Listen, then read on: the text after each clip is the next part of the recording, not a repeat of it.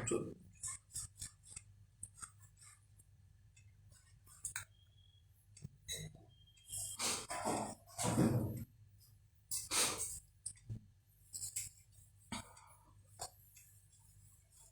Good evening सबको, जय श्री राम। आज हम पढ़ेंगे, कल हमने क्या पढ़ा था, पास्ट के दो फॉर्म्स पढ़े थे, है ना। पास्ट इंडेफिनिट पढ़ा था, पास्ट कंटिन्यूस पढ़े थे, और आज हम पढ़ेंगे पास्ट परफेक्ट टेंस। ओके, चलिए, पास्ट परफेक्ट टेंस का मतलब क्या होता है। देखिए, प्रेजेंट को अगर आप ठीक ठीक समझ लोगे ना, तो फिर आपको और कुछ समझने की जरूरत नहीं पड़ती और आप सब कुछ आराम से समझ जाते हो। ओके, तो धीरे धीरे स्लोली हम लोग आगे बढ़ रहे हैं और अच्छा ही होगा। ओके, चलिए आज हम लोग स्टार्ट करते हैं पास्ट परफेक्ट टेंस।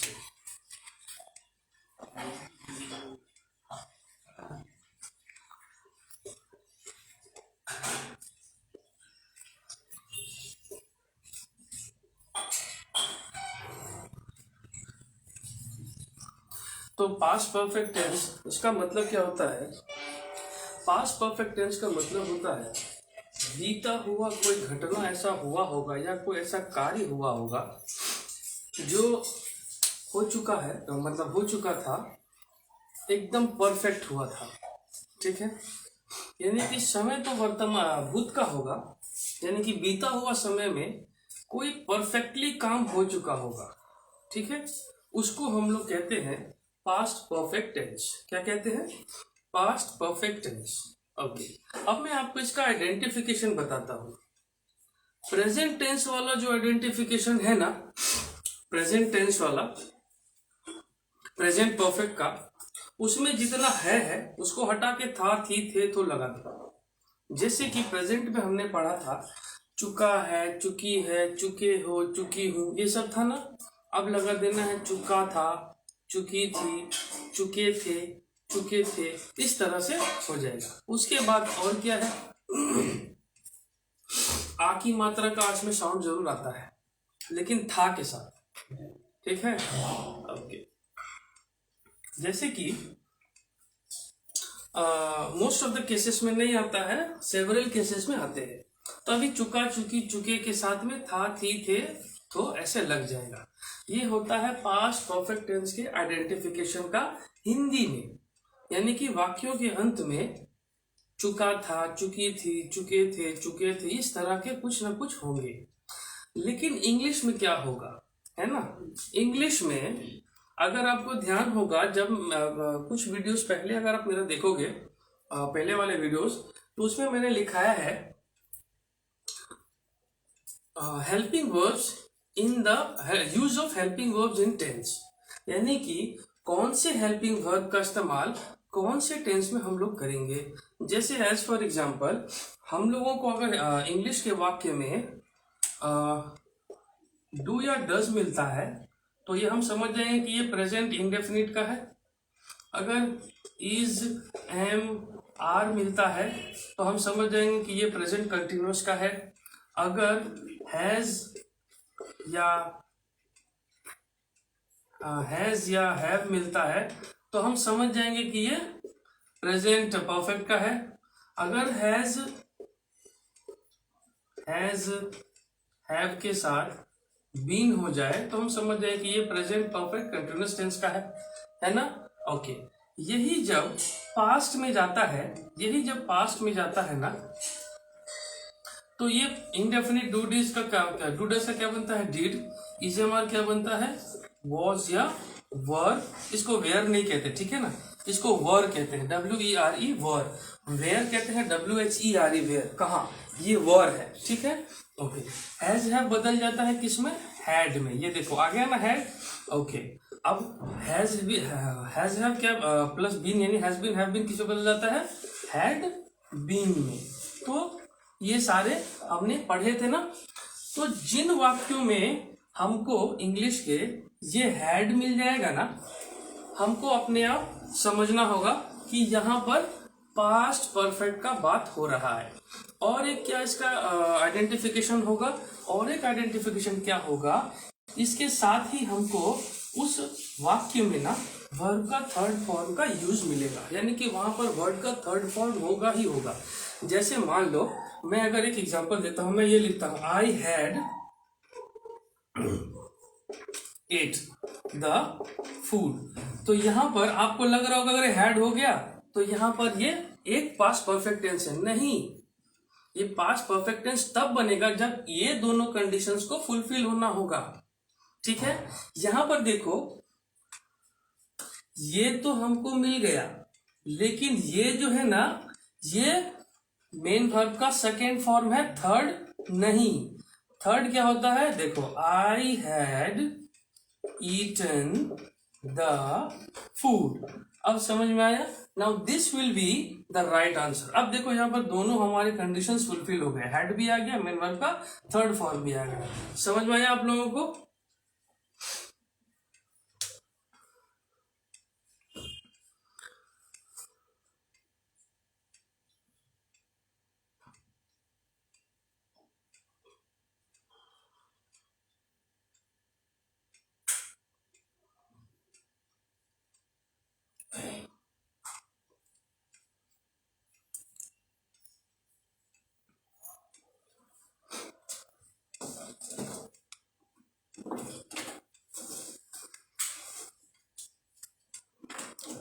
ओके चलिए, अभी यहाँ पर हम लोग, मैंने आप लोगों को बहुत ही इम्पोर्टेंट सा यहाँ पर एक इंफॉर्मेशन दिया, how will we identify past perfect tense in Hindi and English. Hi Harsh, hi Sonu. चलो मैंने आपको बता दिया कैसे आइडेंटिफिकेशन होगा। जब हमारे हिंदी के वाक्य मिलेंगे जिनके अंत में चुका था, चुकी थी, ये सब होगा, तो हम समझ जाए कि ये पास्ट परफेक्ट टेंस का सेंटेंस है। लेकिन अगर इंग्लिश में मिलता है तो हमको इस दोनों कंडीशंस को फुलफिल होना होगा। इंग्लिश के वाक्य में ना, वहां पर सेंटेंस में हमको ये दोनों का होना ही पड़ेगा, यानी कि उस वाक्य में हैड होना होगा और मेन वर्ब के थर्ड फॉर्म को होना होगा। क्योंकि यहाँ पर हमने यहाँ लिखा है कि ये गलत सेंटेंस लिखा है, I had at the food. अब देखो ये हैड तो आ गया, लेकिन एट जो है ना, ये वर्ब का सेकेंड फॉर्म किसका है, ईट का। ठीक है ना? ओके, लेकिन हमको सिर्फ इसको नहीं देखना है, इसके साथ साथ हमको वर्ब के फॉर्म को भी देखना है कि वो थर्ड फॉर्म में आता है कि नहीं। ओके, उसी के नीचे मैंने देखा, यानी कि ये हमारा फुलफिल नहीं कर रहा है कंडीशन, ये कंडीशन। अब देखो I had eaten the food, eat is the first form of verb, eat V1 है, एट V2 है, ईटन V3 है। ठीक है, V4 V5 तो हम सभी समझते हैं। ओके, आइए, तो ये हमारा कंडीशन है। Now this is the right sentence जो हमने आपको आइडेंटिफाई किया है। तो आपको समझ में है ना पास्ट परफेक्ट टेंस कैसे आइडेंटिफिकेशन करेंगे। ओके, तो जल्दी से मैं आप लोगों को एक स्ट्रक्चर लिख देता हूं। Okay,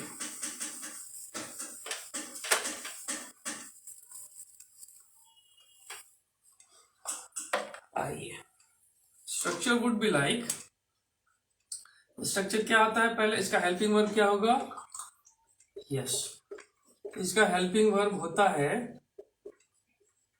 had, HAD, had. क्यों?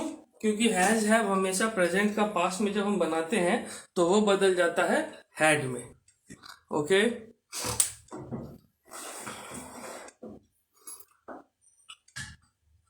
ओके चलिए, अब मैं आपको इसका स्ट्रक्चर लिखाता हूं। इसका स्ट्रक्चर क्या है, पहला हम लोग क्या लिखते हैं, अफर्मेटिव लिखते हैं ना। What is affirmative? अफर्मेटिव है क्या? मैं रोज बोलता हूं अफर्मेटिव का मतलब होता है पॉजिटिव, और हमेशा हम अपना लाइफ में पॉजिटिवनेस से शुरुआत करना चाहते हैं, तो वही हमारा एग्जैक्टली हम करते हैं। आइए,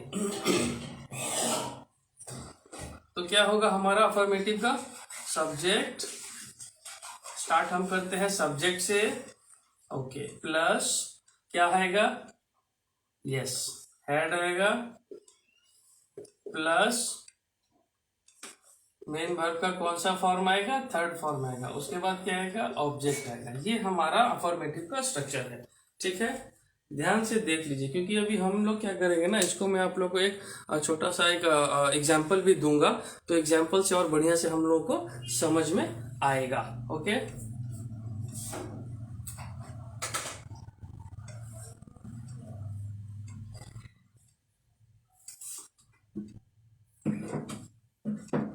चलिए अभी मैं आपको एक एग्जाम्पल इसका करवाता हूं। एग्जाम्पल में क्या है, राम विद्यालय जा चुका था। देखो अब यहां पर क्या है, राम विद्यालय जा चुका था, है ना, यानी कि the work which had been done as perfectly, जो काम एकदम परफेक्टली हो चुका है। ठीक है, अब यहां पर हिंदी के वाक्य में कैसे आइडेंटिफिकेशन किया हमने, आइडेंटिफिकेशन हुआ यहां पर हिंदी के वाक्य के अंत में चुका है और साथ में था है। अगर यहां पर है होता तो फिर ये पास्ट परफेक्ट नहीं होता, ये प्रेजेंट परफेक्ट हो जाता। ठीक है, यहां पर हमने चुका था को लगा दिया और हमको समझ में आ गया कि ये पास्ट परफेक्ट टेंस है। ओके, अब इसका कैसे करना है, हमको पहले लेना है सब्जेक्ट, फिर लेना है हैड, फिर लेना है मेन वर्ब का थर्ड फॉर्म प्लस ऑब्जेक्ट। तो हमारा क्या है, सब्जेक्ट राम, क्या लेना है, हैड लेना है। ओके, अब क्या लेना है, राम विद्यालय जा चुका था, लेकिन हमको क्या लेना है, वर्ब का थर्ड फॉर्म। जा चुका का क्या थर्ड फॉर्म होता है, पहला होता है जाना का गो V1, दूसरा होता है वेंट V2 और V3 होता है गॉन। तो गो, वेंट, गॉन, गोइंग, गोज, ये V1 V2 V3 V4 V5।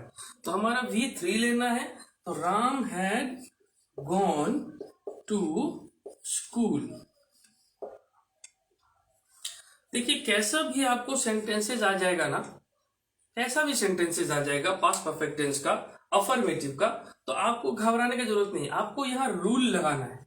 आप जैसे ही रूल को अप्लाई करोगे ना, the sentences which you will be boggling on, ये आप अपने आप आराम से उसको सॉर्ट आउट कर लोगे। जैसे ही आप कुछ और अपना दिमाग लगाने लगोगे ना, तो फिर आप सोचोगे नहीं रूल लग रहा है यार, गलत लग रहा है। नहीं, गलत नहीं लगता, जहां रूल लगता है ना वहां सही ही होता है, वहां गलती कुछ भी नहीं होता है। ठीक है, ओके।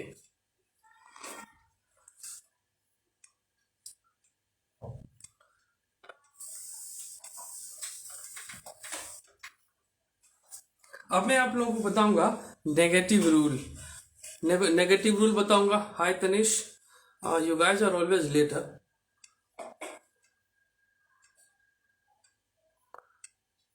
ओके, चलो मैं आप लोगों को अब बताऊंगा नेगेटिव रूल बताऊंगा पास्ट परफेक्ट टेंस का। अभी मैंने आप लोगों को बहुत अच्छे से एक्सप्लेन किया है कि इसका आइडेंटिफिकेशन क्या है, और अब इसका एक एग्जांपल भी किया, और अब हम आप लोगों को नेगेटिव बताते हैं, नेगेटिव का रूल।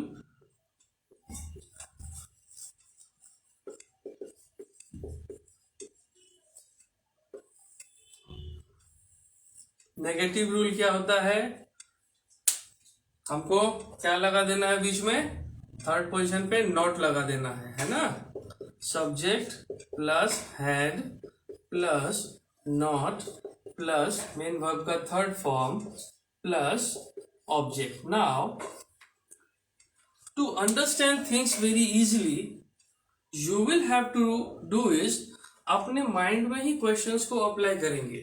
अभी मैंने क्या लिखा था, अफर्मेटिव का एग्जांपल, राम स्कूल जा चुका था, है ना, वो अफर्मेटिव था ना।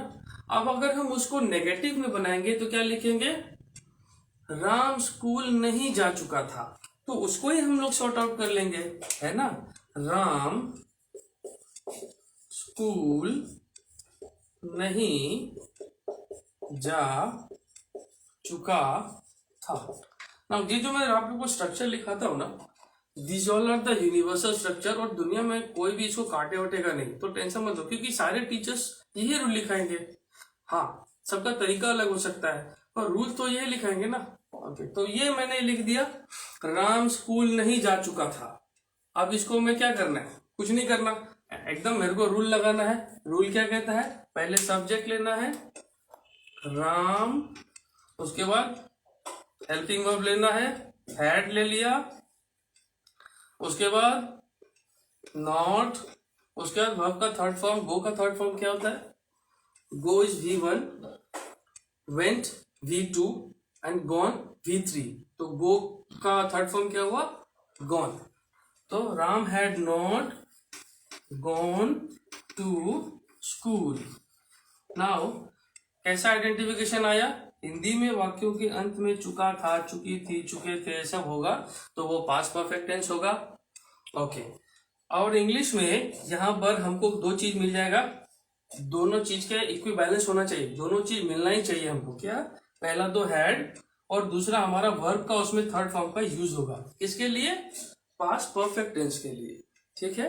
Now this is the example I given you. ये दो स्ट्रक्चर है, आप लिख लो या स्क्रीनशॉट ले लो, क्योंकि अब मैं इसके बाद आप लोगों को पढ़ाऊंगा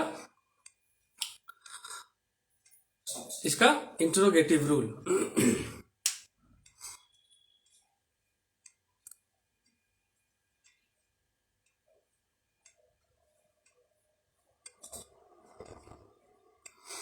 thank you. Now I'm going to teach you as the interrogative rule of past perfect tense.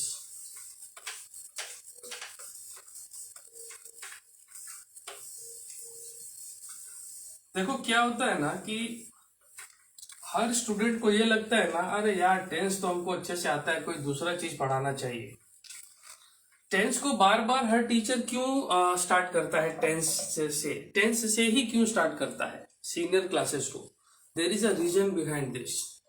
Tense एक ऐसा ताला का चाबी है, एक ऐसा चाबी है जिससे हर ताला खुलता है। वो कैसे? जैसे ही आप टेंस को सीखोगे ना, वो आपको सीखने में मदद करेगा एक्टिव पैसिव में, है ना। वो आपको मदद करेगा मॉडल्स सीखने में, वो आपको कहीं ना कहीं जरूर मदद करेगा मॉडल्स को सीखने में, वो आपको मदद करेगा नरेशन को सीखने में, और सो ऑन काफी चीजों में मदद करेगा। तो इसीलिए टेंस को हम हमेशा प्राथमिकता देते हैं सीनियर स्टूडेंट्स को सिखाने में। ओके, चलिए अभी मैं आप लोगों को इंट्रोगेटिव बताता हूं।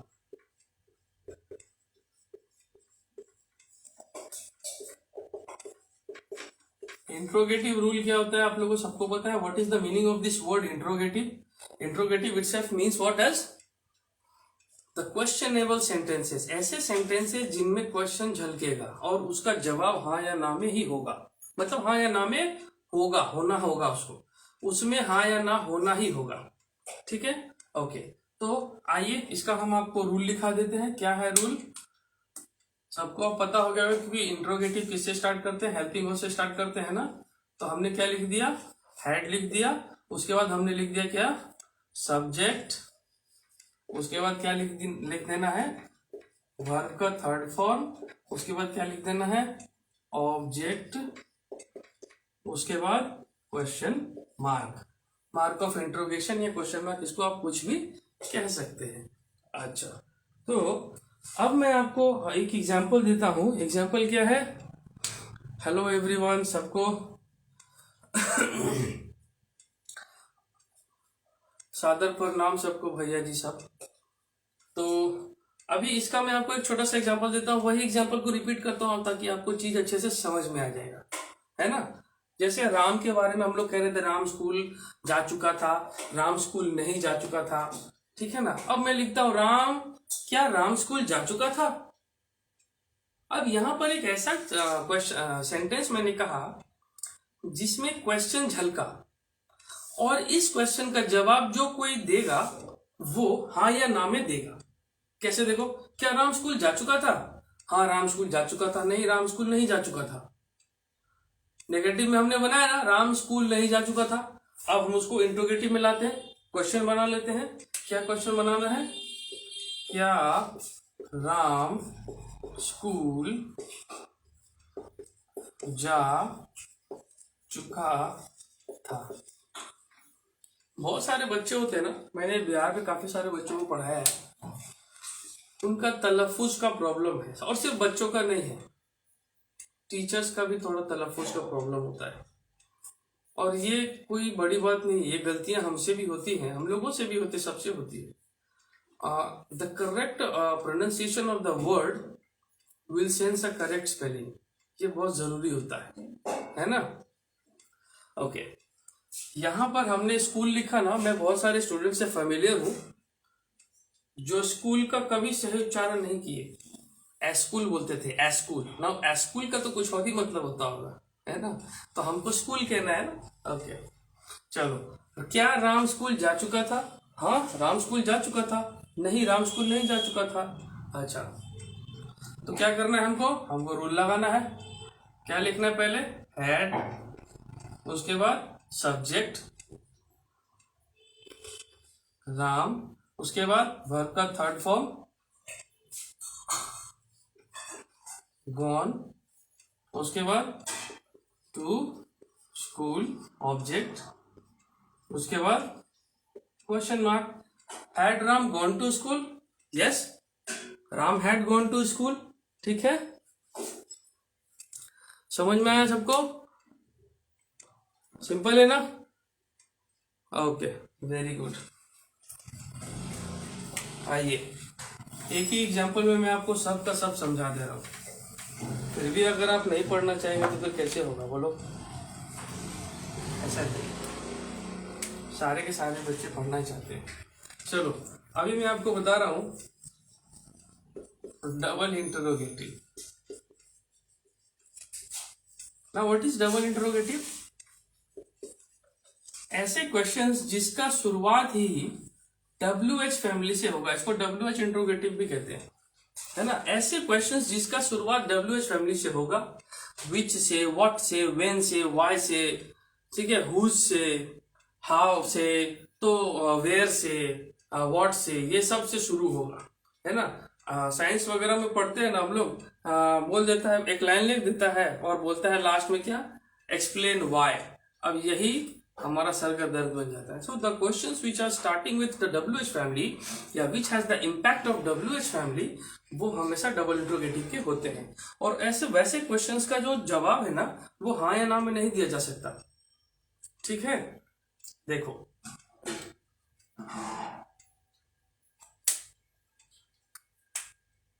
आइए पहले इसका स्ट्रक्चर लिख देता हूं।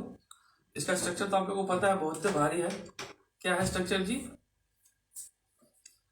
WH family and whole of the interrogative rule, है ना।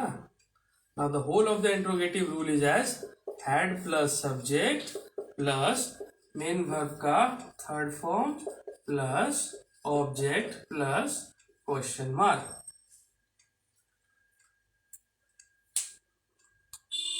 अब देखो एग्जाम्पल, देखो, राम कहाँ जा चुका था? इसका जवाब हाँ ना में दे के बताओ तो कोई बता सकता है? कोई नहीं बता सकता, कोई दे ही नहीं पाएगा, क्योंकि ऐसे क्वेश्चन ही डबल इंट्रोगेटिव में बनते हैं जिनका जवाब हाँ ना में होगा ही नहीं। और तो और जब उसको हम इंग्लिश में खंगालेंगे या इंग्लिश में ट्रांसलेट करेंगे तो उसका WH फैमिली का इम्पैक्ट पड़ेगा। देखो कैसे पड़ गया ना। हमको पहले क्या लेना है? WH फैमिली लेना है, तो कहा?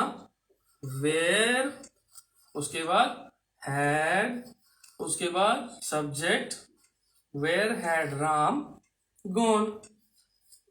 बात खत्म। यहाँ पर ऑब्जेक्ट है ही नहीं तो ऑब्जेक्ट हमने लिया नहीं, और इंट्रोगेटिव क्वेश्चन मार्क ले लिया, interrogative mark of interrogation question mark ले लिया। तो राम कहाँ जा चुका था? Where had Ram gone. WH family, had, subject, main verb का थर्ड फॉर्म, ऑब्जेक्ट है नहीं इसलिए लिया नहीं, और हमने क्वेश्चन मार्क को ले लिया। Now this is as simple as it is, है ना। चलिए आप लोग स्क्रीनशॉट ले लीजिए या लिख लीजिए, जो करना है कर लीजिए। ओके,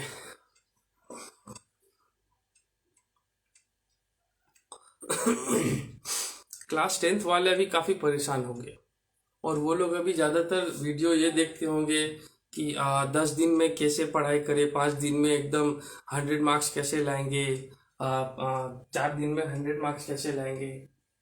देखो, मैं ऐसा टीचर हूं ना जो रियलिटी से सबको रूबरू कराता। ठीक है, बहुत सारे सर वीडियो आता होगा 10 दिन में 100 मार्क्स का तैयारी कैसे करना है, 15 दिन में 100 मार्क्स लाना है, कैसे ले आएंगे, ऐसे ले आएंगे, वैसे ले आएंगे। अरे नहीं होता है वैसे। स्टूडेंट्स, आप लोग बहुत समझदार है ना। So what you will do is, अभी आने वाले जो बैच है ना, सारा साल मेहनत कर लीजिए, ठीक है। और नवंबर, दिसंबर, जनवरी, ये 3 महीना अपने हाथ में दे दीजिए रिवीजन के लिए। 3 months are enough for revision, ठीक है ना। उस रिवीजन के दौरान में आप नया चीज अगर सीखेंगे ना, तो भी आपको दिक्कत नहीं होगा। लेकिन जब आप नवंबर से शुरू करेंगे ना, तब तो कोनो दिक्कतें ना हुई। तुम जो पढ़बो वो भूलबो। जे नयका सुनबो, नयका सीखबो, तो पुरनको भूल जेबो, ठीक बनू। तो ये जो दिक्कत हुई, तो अभी जो बच्चे, जिन बच्चों का एग्जाम है या जिन स्टूडेंट्स का एग्जाम है ना, so please keep your cool, mind को काम रखो, ठंडा रखो, और जो आपने समझा है ना, उस समझ से लिखो, है ना। It's better to write in your own words instead of cheating. एक बार चीटिंग करते हो पकड़ा गया और गलती से एक्सपेल हो गया ना, तो लाइफ स्पॉइल हो जाता है। So no need to do that, ठीक है। मोटिवेटेड होने की जरूरत नहीं है, डिसिप्लिन होने की जरूरत है। अपने साथ आप डिसिप्लिन रहोगे, कंसिस्टेंसी रखोगे, तो आप अच्छे मार्क्स स्कोर करोगे। अगर आप नहीं रखोगे तो फिर आप क्या करोगे, रात भर जग के पुड़िया बनाओगे, तो वो चीटिंग पेपर बनाओगे।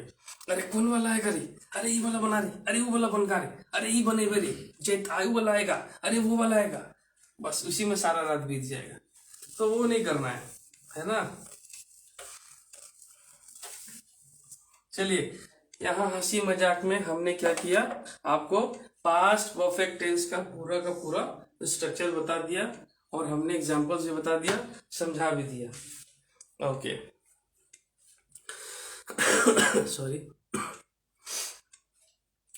अब हम आएंगे पास्ट परफेक्ट कंटिन्यूअस टेंस पे। आज मैं पास्ट परफेक्ट कंटिन्यूअस टेंस को भी कंप्लीट करने का कोशिश करूंगा, ठीक है ना। Thank you.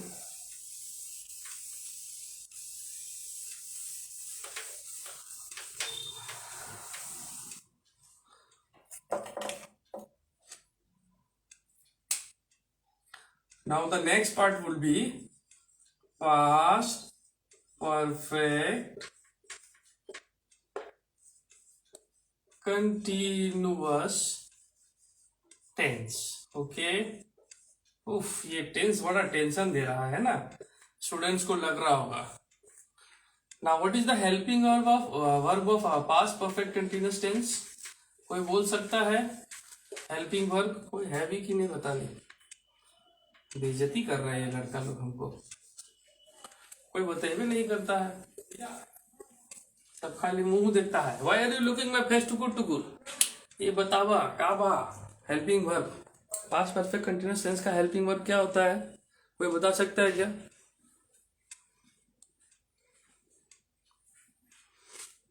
Anyone? No one. No one is answerable. चलो, हाँ चलो ठीक है, हाँ ठीक बताया, वेरी गुड। चलो, कोई तो देख रहा है। हैड बीन, यस,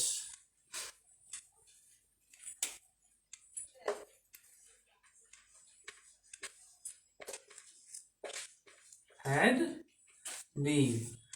बेटा, आपको नाम लिखने की, नाम तो आपका ठीक है, जगह लिखने की जरूरत नहीं है, क्योंकि मैं बहुत जल्द वहां पे अब आने वाला हूँ, ठीक है ना। तो टेंशन लेने वाली बात नहीं है ना।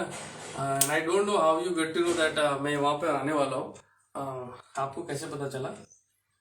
अभी मेरे कुछ कंफर्म वगैरह है नहीं भाई। तो चलो अभी इसको पढ़ते हैं। Had been. Now past perfect continuous tense का क्या मतलब होता है? पास्ट परफेक्ट कंटिन्यूअस टेंस का मतलब होता है कि पास्ट में लगातार चलने वाला जो काम हुआ था ना, वो एकदम परफेक्ट हुआ था, एकदम परफेक्ट, ठीक है, समझ में आया? ओके, इसका हेल्पिंग वर्ब क्या है? Had been. Okay, now the helping verb of past perfect continuous tense is had been. क्यों हैड बीन? क्यों? क्योंकि इसका प्रेजेंट का है हैज बीन, हैव बीन, तो ये बन जाता है हैज हैव, किसमें बदलता है? हैड में, तो इसीलिए हम इसको बना लेते हैं हैड बीन। समझ में आया? चलो अब हम इसका अफर्मेटिव बनाते हैं।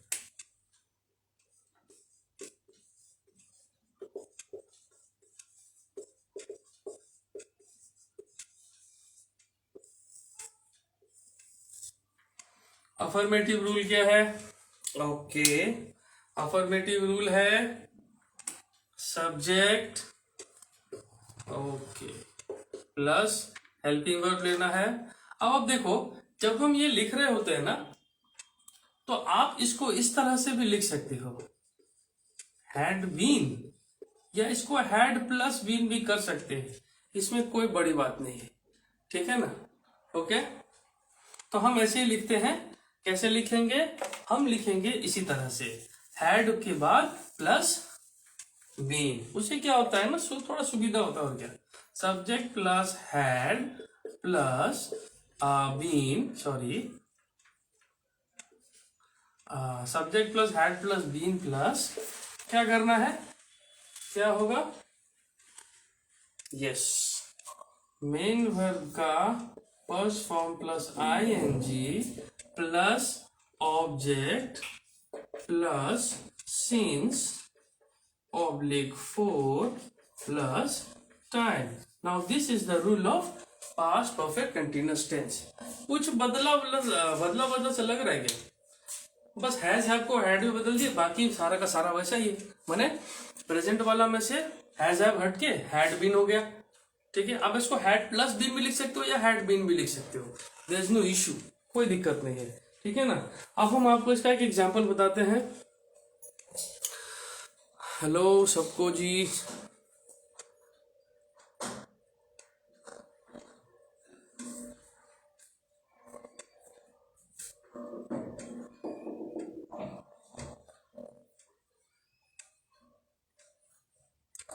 हेलो हर्ष, हेलो एवरीवन, हाय जुगा,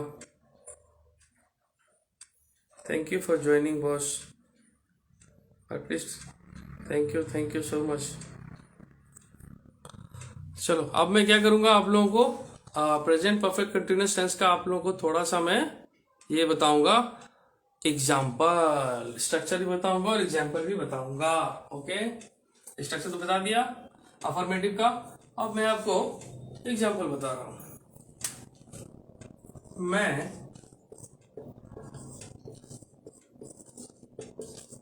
2 घंटे से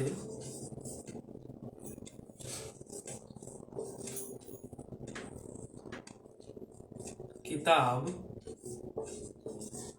पढ़ रहा था, सॉरी क्या हो गया जी, मैं 2 घंटे से किताब पढ़ रहा था। देखो, यानी कि इसका आइडेंटिफिकेशन क्या हुआ?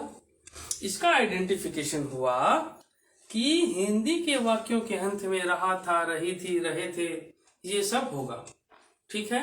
ओके, अब इसका इंग्लिश का आइडेंटिफिकेशन क्या होगा, वो हम ट्रांसलेशन करेंगे तो अपने आप समझ में आ जाएगा। ओके, ट्रांसलेशन कैसे करना है, हमको रूल अप्लाई करना है।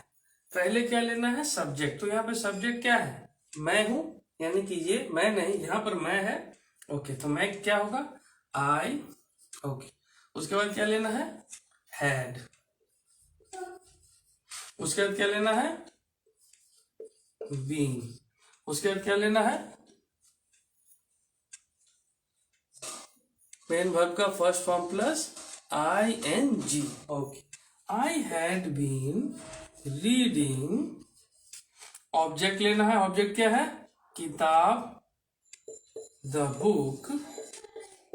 उसके बाद सिंस या फोर, सिंस किसके साथ, फोर किसके साथ, सिंस वैसे समय के साथ दिया जाता है जो कि हमको एग्जैक्टली पता होता है, कैलेंडर डेट या टाइम, या फिर घड़ी का टाइमिंग, ठीक है, जैसे कि सुबह का, शाम का, दिन का, रात का, वैसा टाइमिंग, ठीक है ना। लेकिन यहाँ पर क्या है, 2 घंटा तो बोला, लेकिन कौन सा 2 घंटा बोला वही हमको नहीं पता। अगर यहाँ पिछले 2 घंटा होता तो सिंस लग जाता, लेकिन यहाँ पिछला तो है नहीं। मैं 2 घंटे से किताब पढ़ रहा हूं, तो हो जाएगा I had been reading the book. Exact time तो दिया नहीं, तो 4 लग जाएगा ना। Okay, 4 2 hours। नाउ यहां पर आपका बन गया, कैसे बना वो देखो, सब्जेक्ट आ गया, हैड आ गया, बीन आ गया, मेन वर्ब का फर्स्ट फॉर्म के साथ आईएनजी आ गया, ऑब्जेक्ट था किताब, बुक आ गया, ठीक है। उसके बाद सिंस ऑब्लिक 4 में हमको कुछ लेना था, हमने क्या लिया 4 क्यों लिया, क्योंकि यहाँ पर एग्जैक्ट टाइम हमको नहीं दिया हुआ है। ओके 2 आवर्स, यानी कि टाइम हम दे दिए 2 आवर्स, टाइम आ गया, कहानी खत्म हो गया, समझ में आ गया। ओके हाय सत्यम। हाँ, लगता है स्टूडेंट सब बहुत टायर्ड है आज का, है ना। ओके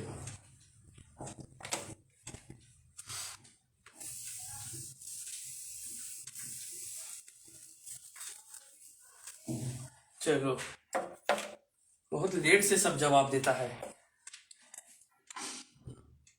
अफर्मेटिव बता दिया मैंने, पास्ट परफेक्ट कंटीन्यूअस टेंस का। अब हम इसका नेगेटिव, इसके नेगेटिव में आते हैं। नेगेटिव रूल क्या कहता है, what is the negative rule?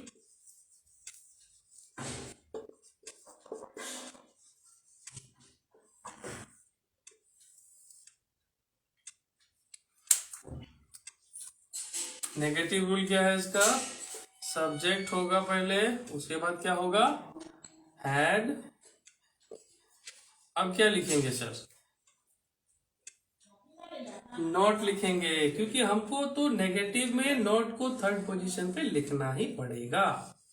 Plus been plus main verb का first form plus ING plus object plus since oblique 4 plus time গল্প শেষ। বুঝতে পারছো তোমরা আমি কি বলছি?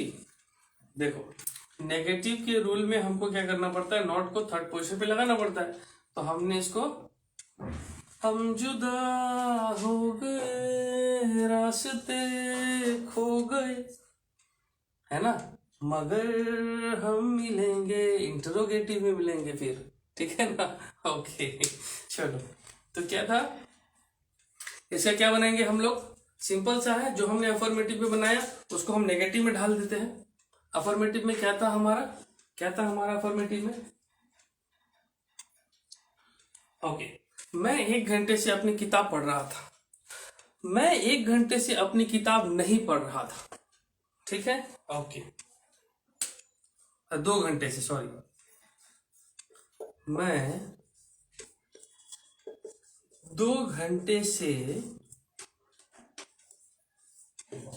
किताब नहीं पढ़ रहा था। ओके ये है हमारा नेगेटिव। ओके चलो, अब नेगेटिव को कैसे बनाना है? Okay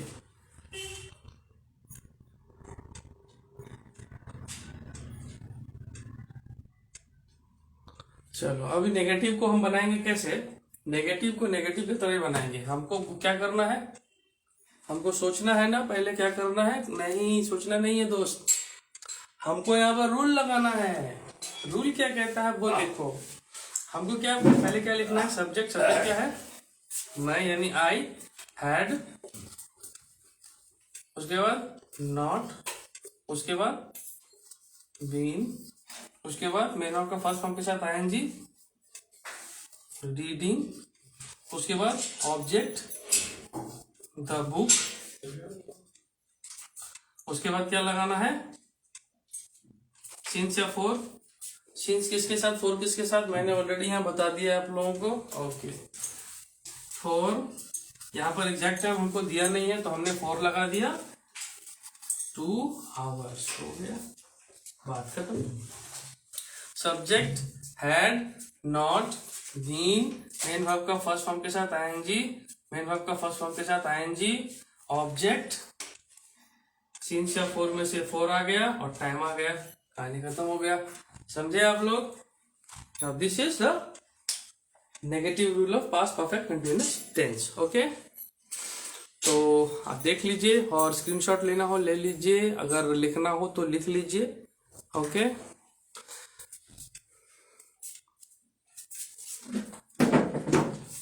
thank you. अब मैं आता हूं इसके इंट्रोगेटिव थे। आज पास्ट का खत्म ही कर देंगे कहानी।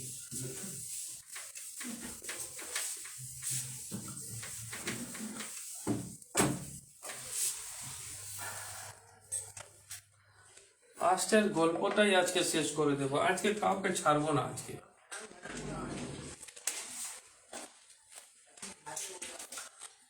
इंटरोगेटिव जल्दी से लिख देता हूँ। इंटरोगेटिव का रूल यानी कि स्ट्रक्चर उसका क्या है, रूल क्या है, देखो कैसे शुरुआत किया जाता है इंटरोगेटिव का, हेल्पिंग वर्ब से। वेरी गुड रोशन। हेल्पिंग वर्ब क्या है, हैड। आप इसको हैड बीन भी लिख सकते हो या प्लस बीन भी लिख सकते हो, no issue on that. Okay, had been plus subject, या फिर आप एक काम ही करो, इसको ऐसे लिखो, है ना, क्योंकि आप ट्विस्ट हो जाएंगे और हम आपको चीजों को अच्छे से समझाना चाहते हैं, ठीक है ना। तो हमको क्या करना है, पहले जुदा कर देना है, ठीक है। की करबो एखाने सब्जेक्ट प्लस, अरे यार ये क्या हो गया, बीन, ओके, प्लस इसके बाद क्या लिखना है, had plus subject plus been के बाद क्या लिखते हैं हम लोग, बताओ, कोई तो बताओ यार। अच्छा रहने दो, मैं ही लिख देता हूँ, सब थक गया है।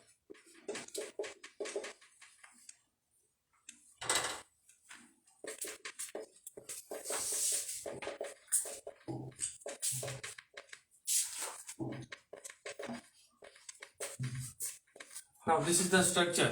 Had plus subject plus being plus main verb का first form plus ing plus object plus since object for plus time plus question mark. Okay, या मार्क ऑफ इंट्रोगेशन जो भी आप पूछ सकते, कोई दिक्कत नहीं है, ओके ना।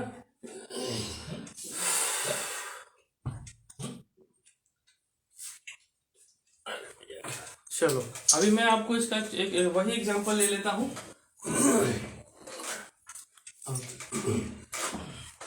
उसी को इंट्रोगेटिव रूल में समझा देता हूं। ओके, मैं की जगह तुम लगा देता हूं, ठीक है, या किसी का नाम लिख देता हूं, ठीक है। क्या रोशन पिछले 1 घंटे से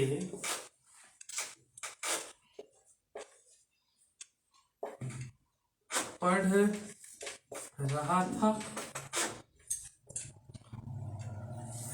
देखो क्या रोशन, रोशन, अच्छा रोशन हो गया, ऐसे होता है ना रोशन।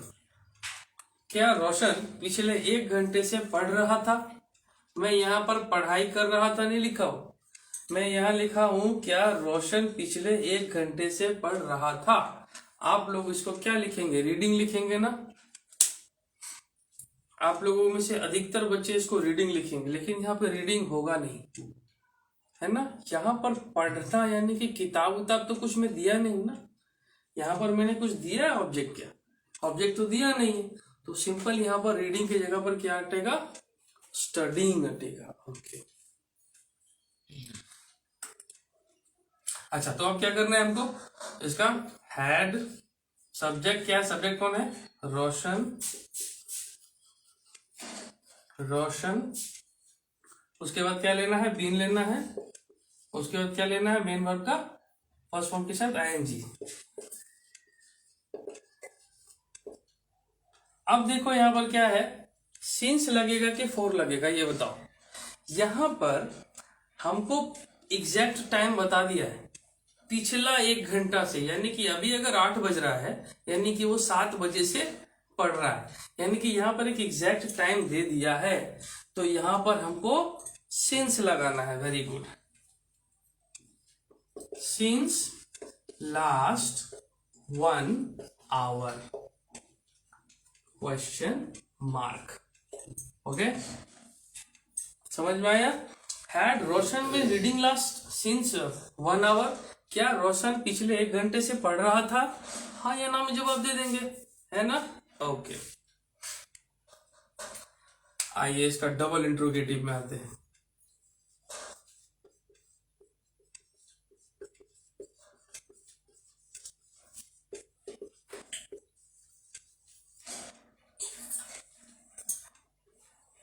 Now what is that double interrogative?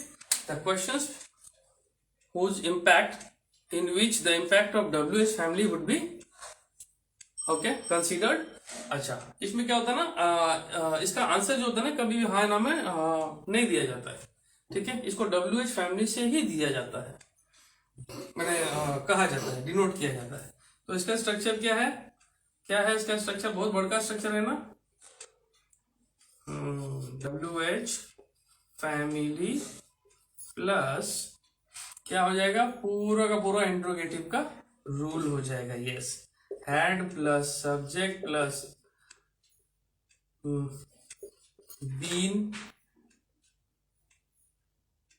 Been plus main verb का first form plus ING plus object plus since oblique 4 plus time plus question mark. ठीक है, ये देखो मैंने दे दिया। अब क्या करना है, इसको कुछ नहीं करना है, यहाँ पे जैसे ऐसे ही हम बना देंगे, लेकिन हम क्या करेंगे, अब ऐसा क्वेश्चन बनाएंगे जिसमें हाँ या ना नहीं आएगा। देखो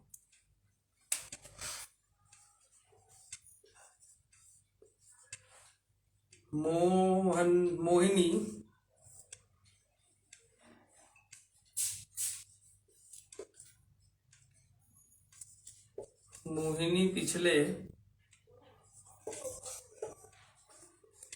2 घंटे से क्या पढ़ रही थी। आप बोलो तो इसका जवाब हाँ या ना में होगा क्या? इसका हाँ में या ना, इसका जवाब हाँ या ना में कभी नहीं होगा, क्योंकि यहाँ पर हमने ये पूछा है कि मोहिनी पिछले 2 घंटे से क्या पढ़ रही थी, क्या पढ़ रही थी, है ना। हमको क्या पता है, तो हमसे क्या पूछता है, हम लोग को क्या करना है, हम लोग को रूल लगाना है। ठीक है,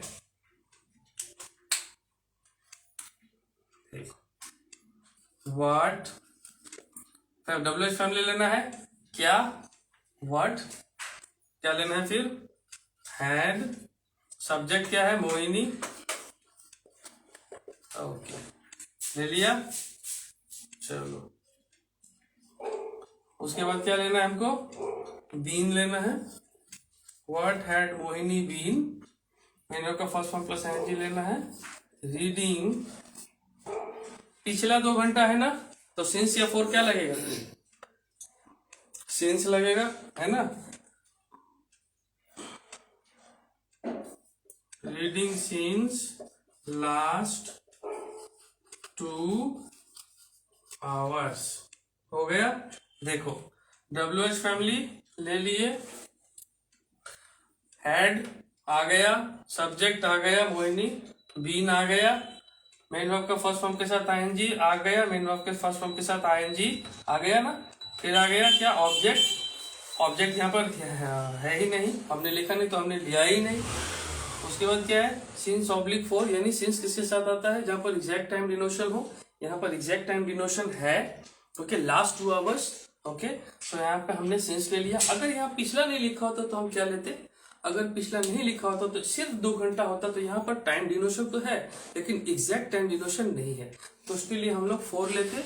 अब यहाँ पर क्या हमको लेना है, सिंस लेना है, ओके। अब हमको फिर उसके बाद 4 सिंस ले लिया, उसके बाद हमको टाइम लेना है, टाइम ले लिया, उसके बाद क्वेश्चन मार्क को डाल दिया और एक पूरे सेंटेंस को हमने डबल इंट्रोगेटिव बना दिया। Okay, now this is the question. ये एक ऐसा क्वेश्चन है ना जिसका जवाब हम हाँ ना में नहीं दे सकते। Now this is also a question, the sentence is a question also. Now this sentence is also a question. The difference between both of the sentences are कि इंट्रोगेटिव के सेंटेंसेस का हम हमेशा हाँ ना में जवाब दे सकते हैं, लेकिन WH फैमिली के सेंटेंसेस का जवाब हम हाँ ना में नहीं दे सकते। उसको हमको क्या करना पड़ता है, एज इट इज, जैसा उसका जवाब जो भी उसका क्वेश्चन होगा वो WH फैमिली के डिनोशन में होगा।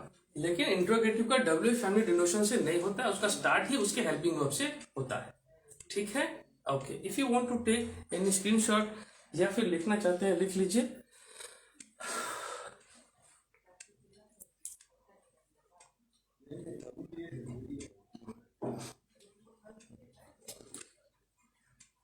ओके, थैंक यू बॉस सबको। नाउ यहाँ पर हमारा पास्ट का भी पूरा खत्म हो गया। प्रेजेंट हमने खत्म किया। प्रेजेंट में हमने क्या पढ़ा? Present indefinite, present continuous, present perfect continuous. उसके बाद हमने पास्ट को पकड़ा था, past indefinite, past continuous, past perfect continuous आज हमने खत्म कर दिया है। ओके, सो कल हम पढ़ेंगे फ्यूचर, ठीक है ना, भविष्य को पढ़ेंगे, ठीक है ना। ओके, तो भविष्य को जब पढ़ेंगे तो पूरा टेंस में ना सबसे ज्यादा कोई अगर परेशान करता है तो फ्यूचर वाला ही सेंटेंसेस करते हैं। तो जैसे आज स्टूडेंट लोग अटेंटिव थे, तो कल भी आप सारे अटेंटिव रहना प्लीज, क्योंकि फ्यूचर को समझना काफी थोड़ा टिल्टेड होता है फ्यूचर का सेंटेंसेस सब, ठीक है ना। तो उसको हम समझेंगे धीरे धीरे करके। कल मैं आपको फ्यूचर इंडेफिनिट और फ्यूचर कंटिन्यूअस ये दोनों कवर करूंगा। ओके, चलिए आज के लिए इतना ही। थैंक यू, जय श्री राम सबको।